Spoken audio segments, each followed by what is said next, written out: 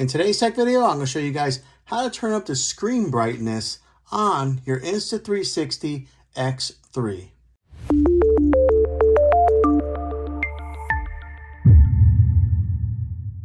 Okay, I'm going to show you the very easy way to do this.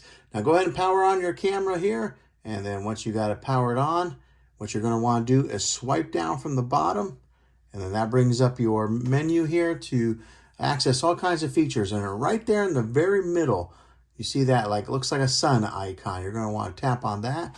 And when you do, there's a scroll bar here at the very bottom, and that's how you can dim the screen, or you can make it brighter, just like so. That's how you dim or make a screen brighter on your Insta360 X3.